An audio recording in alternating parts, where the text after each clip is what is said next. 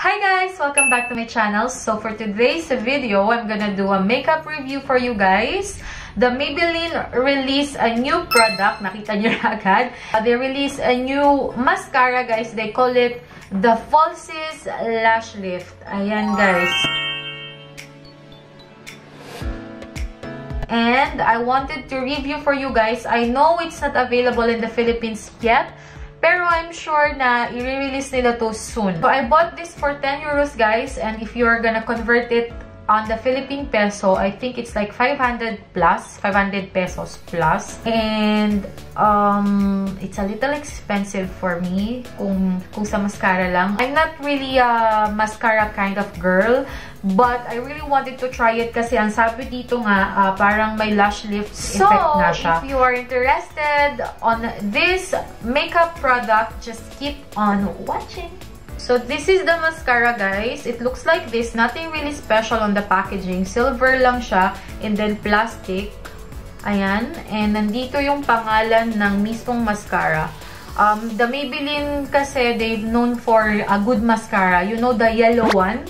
The yellow packaging. Sobrang favorite ko yun. I remember before, when I was in college, I used it a lot. Kasi sobrang mura lang niya. I think nasa 100 pesos lang ata siya. 100 plus pesos lang ata siya. But this one is a bit expensive. And I'm sure magiging expensive din siya dyan if they're going to release it there in the Philippines. So, I want to see kung worth it ba siya sa presyong 500 plus, kung hindi ako nagkakamali, kung yun yung ipipresyo nila dyan, or hindi. They only have one shade. Ayan, 01 black na shade. So, when you open it, ayan yung kanyang applicator. Hourglass shape siya, guys. Mataba yung kanyang dulo and then papayat siya. I'm here sa kanilang website New York. And, asa na ba? No clumps. Excuse me. No clumps or flakes. Just volume and the look of longer eyelashes that last all day. Kung isa-summarize natin siya, guys, nagbibigay daw siya ng dramatic effect sa ating mata or sa ating eyelashes. It volumizes our lashes and it makes your lashes looks long, or it makes your lashes long and lifted. If you are not familiar sa lash lift, guys, ang dami na nagpapagawa nito sa parlor dyan sa atin. Ayun yung parang ililift. Hindi siya, guys, yung eyelash extension, ha. Hindi siya ganun yung eyelash lift. Dun sa mga hindi pa nakakaalam ko ano yung lash lift, ayan, guys, yung parang inaangat lang yung natural lashes nyo. Para siyang naka-curve na. Alam niyo yung ginagamit nating curler? Ito. Pagka ginamit nyo siya, naka-lift siya. Ganun yung lash lift. So, we will see kung totoo nga itong sinasabi ng Maybelline, kung nakaka-lash lift effect ba talaga siya. So, na-apply it dito sa kabilang mata. And, before natin ilagay, ayan yung aking eyelashes. The problem on my lashes, guys, masyado siyang maikli talaga. So, hindi ganun kahaba yung pilik mata ko, as you can see. And sobrang liit lang ng eyelid ko. And ang problem sa akin sa mascara, pagka yung applicator is sobrang taba, kumakalat siya dito, nagka-clump siya dito sa eyelid ko. So, we will see later kung okay ba siya sa mga maliliit yung mata na katulad ko and sa mga maiikli yung pilik mata. Kasi aminin natin, hindi lahat nabibiyayaan ng mahahabang pilik mata. Pero yung mga pilik mata ng anak natin, ang hahaba, ang unfair. So, ayan yung pilik mata ko, guys. Ayan, I'm gonna apply this the way I apply my mascara. One coat muna. Ow, karalyo. Ow. It's just a minute.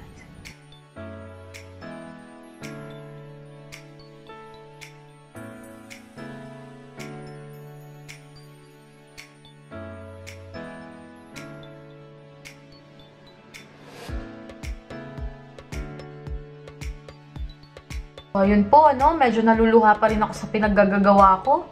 Pumasok yung mascara sa mata ko kasi, ayan, medyo naluluha ako. Sandali lang, guys. I'll be back, wait.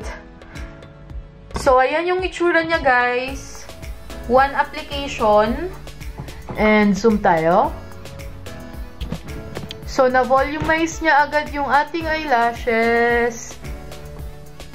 As you can see. And ito, guys, ito yan. Sobrang ikli. And nag-lengthen naman talaga siya. Totoo naman pala yung sinasabi nila. Nakakahaba siya ng pilik mata. As you can see on the video. I'm just gonna add one more coat kasi mas gusto ko yung, alam nyo yun, makapal na effect. So, I'm just gonna put another coat dito for second coat. Okay, may text tayo.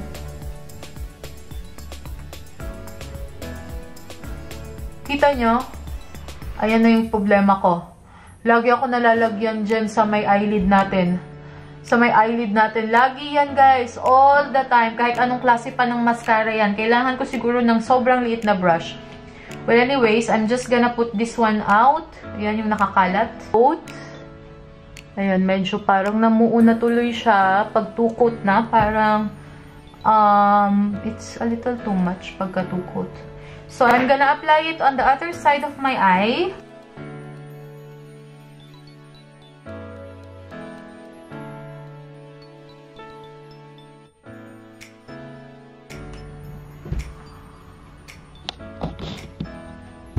So, ayan guys, yung double coat and this is the one coat. I think it's okay kahit one coat lang ang ilagay nyo.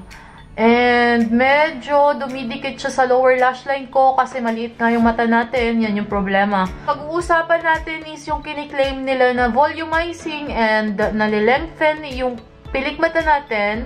I think the claim na sinasabi nila is okay na volumize niya yung pilik mata ko and napahaba niya naman yung pilik mata ko. Nag-lift siya pero not totally talaga na, alam niyo yung talagang nakaangat siya. Not really like that. Namumuo siya sa aking pilik mata. Yun lang yung hindi ko masyadong bet. Kita niyo yan? Ayan, meron na siyang buo-buo agad. And I really apply it to, alam niyo, slowly. So, hindi siya sa pag-a-apply ko. I think it's the mascara. And pagka nilagyan nyo siya ng two coat, medyo nagka-clump na yung eyelashes nyo.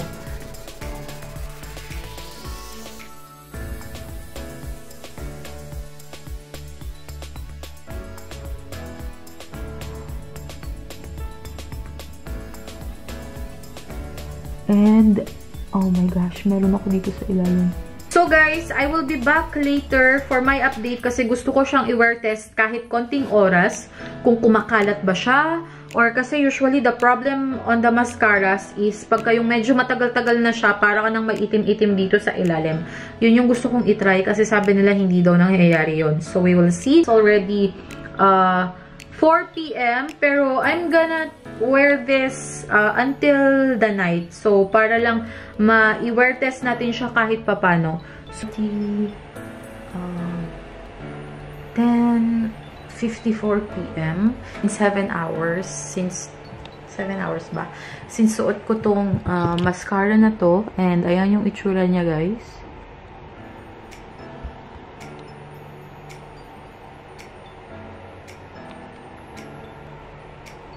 I'm very amazed on this mascara.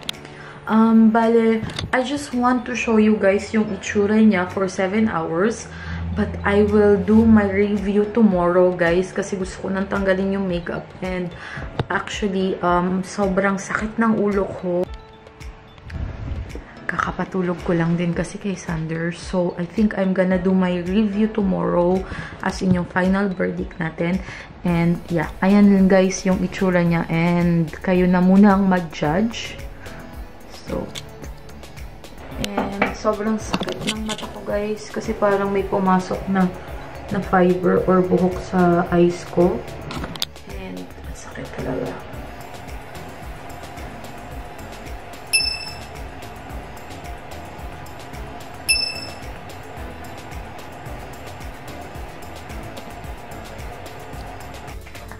So, hello guys. Ayan, I'm back with my final review on this mascara.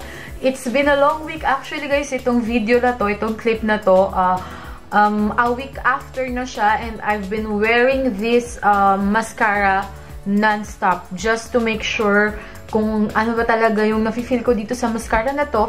First of all, I've been wearing this mascara for a week now, and I can tell you guys that I love this mascara. There is nothing special on this mascara, but the only thing that I can tell is talagang nalilift niya yung lashes nyo, even though you have like a tiny or not long eyelashes like mine. And I'm wearing this today, right now, and as you can see, ayan guys, one coat lang siya. How I'm using this one is I'm just using it one coat, kasi ang tendency guys, pagka dinoble coat nyo siya, parang yun yung ayoko sa kanya. Parang ang clumpy niya tingnan, parang ang kapal niya tingnan, yung tipong namumuo na yung eyelashes nyo, which I hate sa mga mascara. So I found a way on how to use this mascara. One coat is enough for me, and it gives me the lash lift effect. Even one time nyo lang siya gamitin. And the only thing that I can tell dito is it's a little expensive for the mascara, kasi I don't really usually spend a lot of amount or money sa mascara lang. Kasi to be honest, the Maybelline brand, they have a lot, tons of cheap mascara, like the yellow one that I've been telling you. That one you can buy, nakaka-lift din siya ng eyelashes, and few more. Pero if you want to try this one guys, okay lang naman, hindi siya, it's not really, you know, like talagang you have to try it. No, I can't really tell you that. You can try another mascara, or if you still have another mascara, you don't have to buy this. But if you want just to know what is the effect of the mascara, ayun nga, naglilift yung mascara nyo, and it can give your eyelashes a little longer yung length niya. So, ayan siya guys. So, anyways guys, wala na akong ibang review dito, kundi yun lang. I hope you enjoyed this video. If you guys want me to review another brand or product, just let me know on the comment section. Mababasa ko naman yan. So, yeah, thank you guys so much for watching again. Please don't forget to subscribe on this channel. If you're interested on the vlogging or regular vlogs, you can go ahead and subscribe to my second channel. So, I'll see you on my next one. Bye! Mwah.